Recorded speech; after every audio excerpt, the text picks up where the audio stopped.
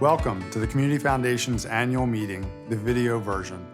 Our aim is to overview the Community Foundation and highlight our accomplishments over the past year. I am Mike DeHaven, Chair of the Board. I'll be assisted by our President and CEO, Karen Simmons, and a few special guests. Before we get to the program, I would like to thank our sponsors for their generous support of the Community Foundation.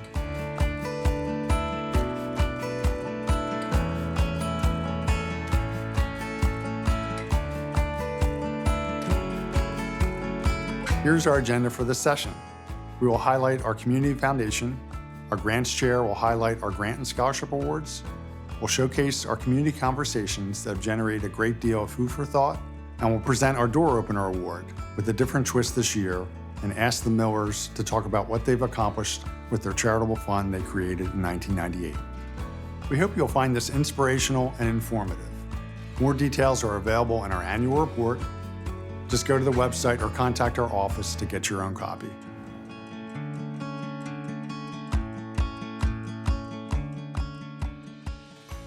The Community Foundation had another incredible year despite the social distancing and remoting due to COVID-19.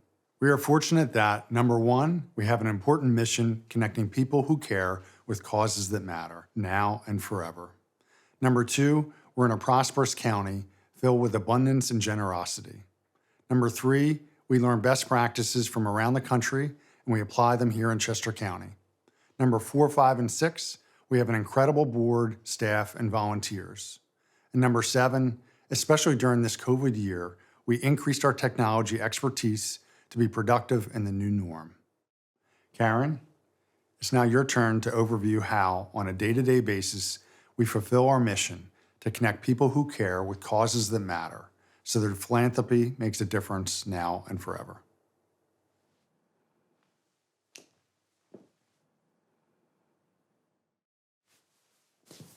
Thanks, Mike.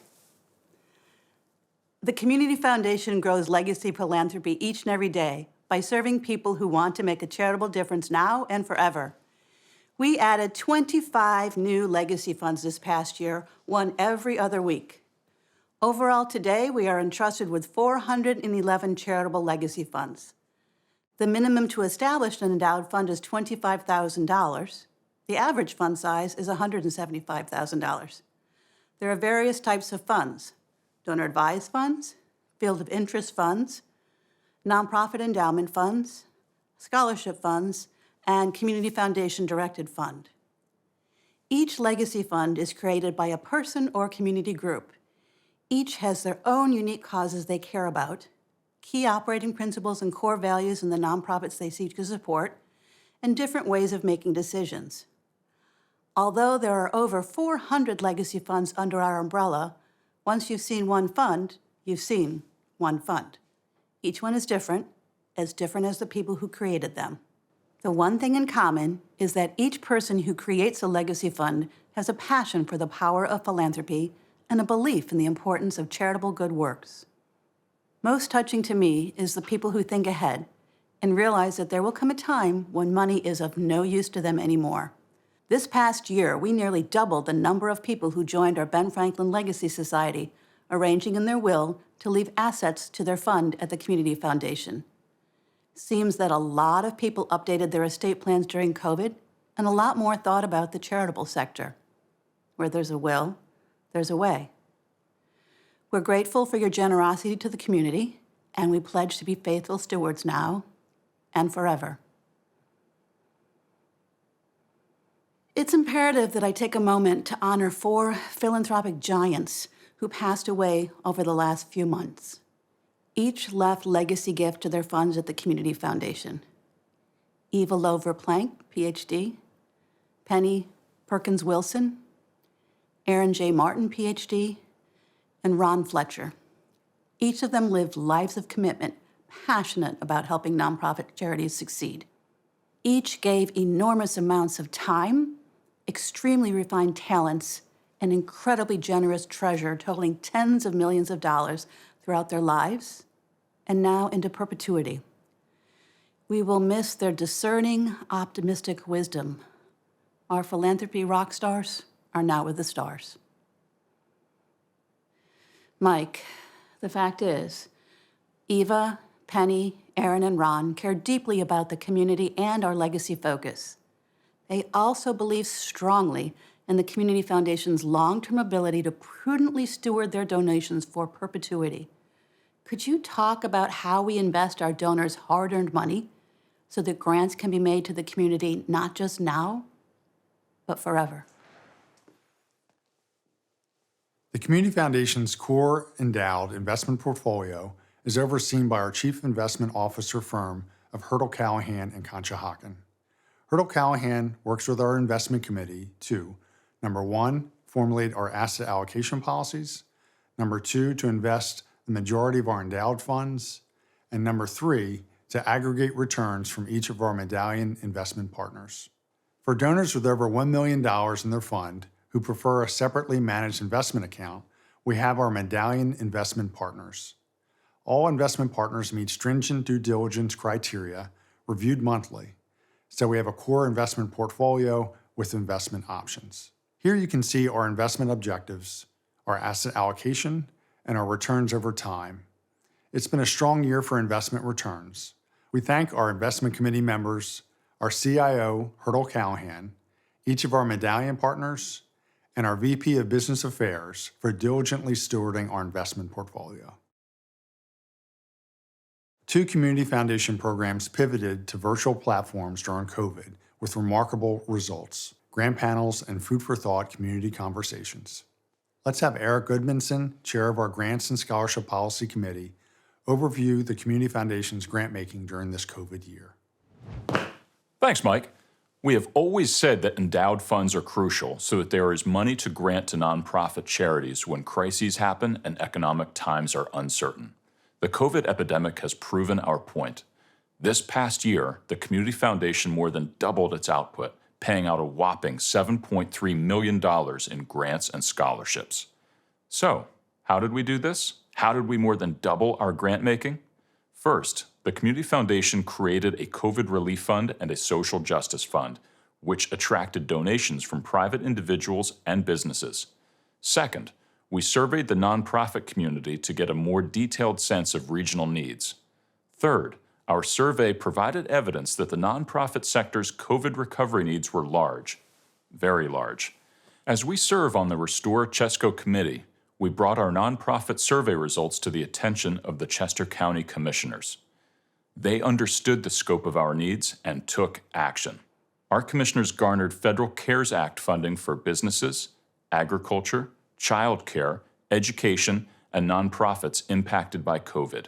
The commissioners asked the Community Foundation to allocate $3.5 million of Chester County's CARES Act funding to help nonprofits rebuild and recover from COVID-19 with innovation and resiliency.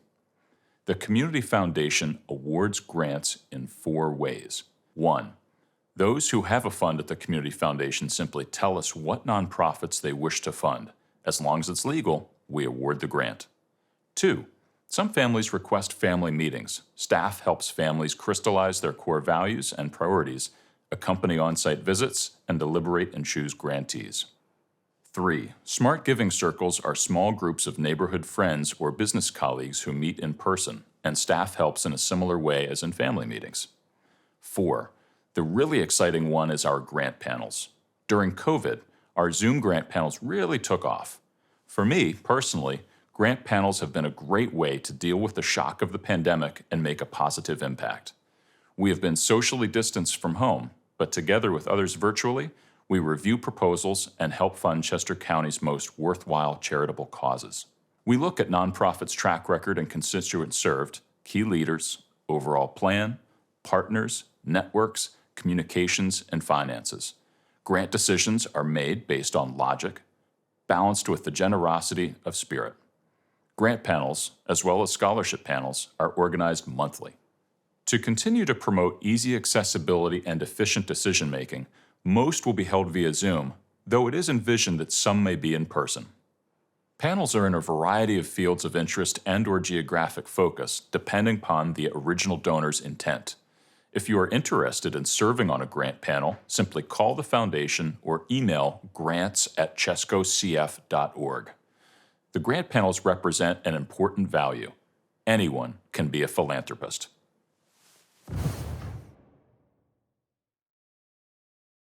Thanks, Eric, for chairing our Grants and Scholarship Policy Committee, the heart of the Community Foundation.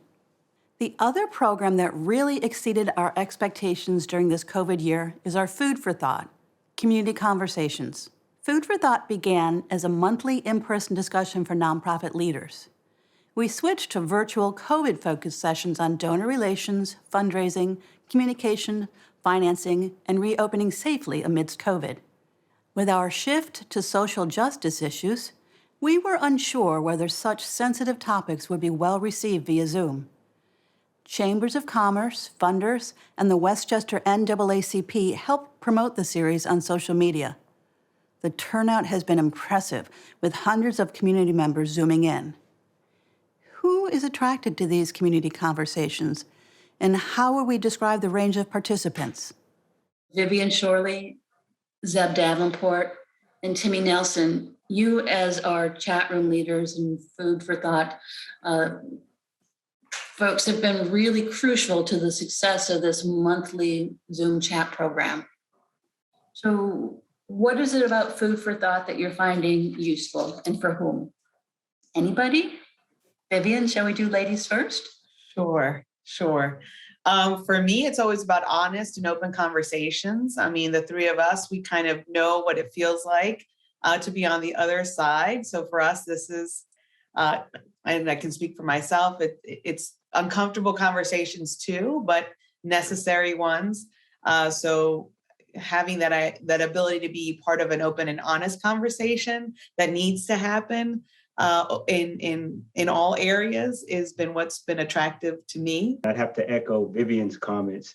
The authenticity is really what attracts me to the conversations. I was really intrigued by the topics first and foremost, but what keeps me coming back is the fact that we have individuals who are genuinely interested in learning, and not just that, but interested in participating in these discussions. And quite frankly, after the first one, I thought, I wonder if folks will return. And to my pleasant surprise, we continue to have individuals show up for these conversations. And frankly, they are rich conversations. They're not one-sided. And we'll have to say, I gain as much as I give in these conversations. So thank you for the opportunity. And I'll add that these are extremely difficult, uncomfortable conversations. And what brings me back to this is that I've realized that people are yearning for true, open, honest dialogue. And we're doing that with Food for Thought. Yeah. We're giving people a safe space where they can share their concerns, where they can ask those questions that are often difficult to ask. And we've been able to put together a format with the TED Talks as a kickoff, so people can open their minds and say, I do have questions about that. And I think the audience knows, the participants knows that whatever questions they bring up, we're willing to work with those questions and try to resolve those questions with some answers that they can work with. Vivian, Timmy, and Zeb, your involvement is crucial. We thank you for your continuing commitment of time, energy, and ideas. We have only just begun. There is much to do here. Mike, all our technology pivoting during COVID didn't just happen by chance. Over the past decade, a certain past board member has consistently been a stickler about technology improvements. We realize that we successfully navigated the COVID epidemic because our relative alacrity with technology enhancements has helped us open doors in different ways this year. Thus, we have a new twist in this year's Door Opener Award.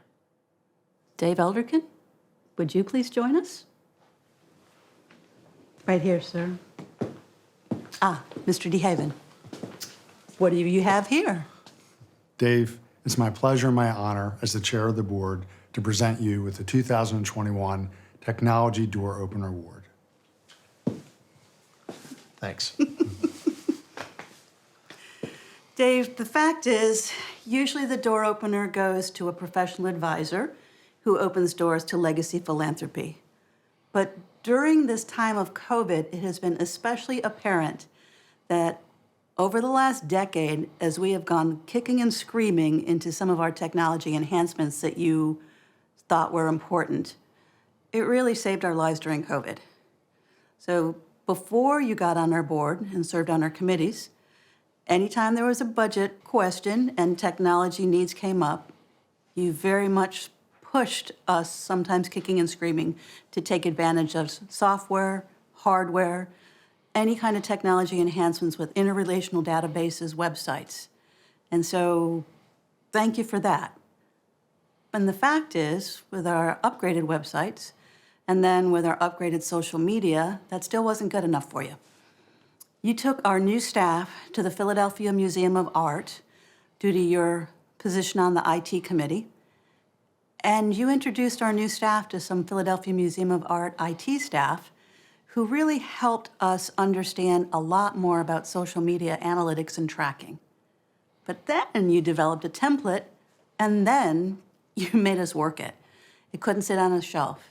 So now, because of your persistent IT technology advocacy, the Community Foundation tracks so much better what we do, why people come to us, how they come to us, and what they look for. And that has really made a huge difference during COVID, and we've been able to succeed and thrive.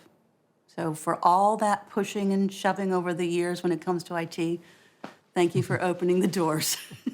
Thank you, Karen. Thank you, Mike.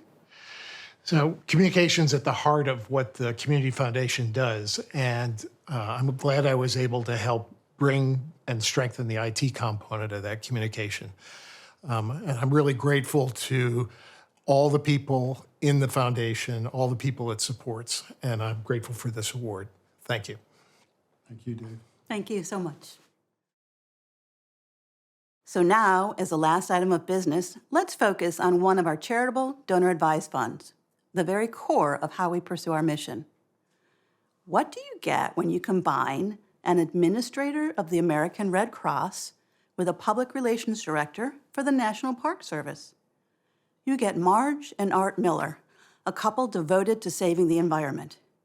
As actively engaged, hands-on learners who have authored 7 books on wildlife, trails, and historic landmarks, the Millers are passionate about the protection and enjoyment of natural resources. Let's hear from them. It all started 27 years ago when Art and I attended the very first annual meeting of a fledgling organization called the Chester County Community Foundation. And they were so excited at that first meeting because they made the announcement that they had $1 million in managed assets. And everyone was so excited. On the way back home again, Art and I said, that was all very exciting, but we didn't see anything environmental. We didn't see anything about protecting open space in Chester County, both of which are real hallmarks of the county that we live in. And so we decided that we would start one of the funds that they were talking about. And we have thoroughly enjoyed working with each individual grant and program that has been funded. So far, we've made 27 grants. $69,000 has been gone from the foundation and has become tangible in trails, trail systems, school garden projects, bird banding projects, and lots more. Our very first grant went to Camp Hill Village, Kimberton Hills, and they had a very clogged stream there by their facility. And the first grant went to clean out the debris, all of the pollution. Last year, we funded a project for the Brandywine Conservancy, and they formed the Oxford Region Volunteer Environmental Resources Council. The grants have all been some that we really gotten a great deal of gratification from. Most recent, one of the recent ones was Jenkins Arboretum. So we provided the money to buy a fence to keep out the deer so that the woodland would grow up and be a natural looking woodland. And at the mill in Anselma, for example, we made a grant out there for a trail system. Of course, Anselma preserves an old mill, Revolutionary era mill. And so that the trail system kind of winds around through the property around the mill. So it's about time for the for new grants to be made. So we'll see how it works out this year, and maybe we can announce pretty soon, you know, who the recipients will be. Thanks very much. Thank you. We hope our accomplishments have inspired you. In closing, we'd like to thank our board of directors, community volunteers, staff, grantees, funding partners, sponsors, donors, fund advisors, investment partners, nonprofit consultants who help strengthen nonprofit capacity, and estate planning professionals who guide charitable legacy discussions each and every day. Thanks for all that you do to help and make Chester County an even better place to live, work, and enjoy, now and forever. We hope to see you up close in person very, very soon. Please stop by the Lincoln Building to catch up with staff and enjoy a tour of our historic headquarters. Be well, do good, stay healthy, and thanks again.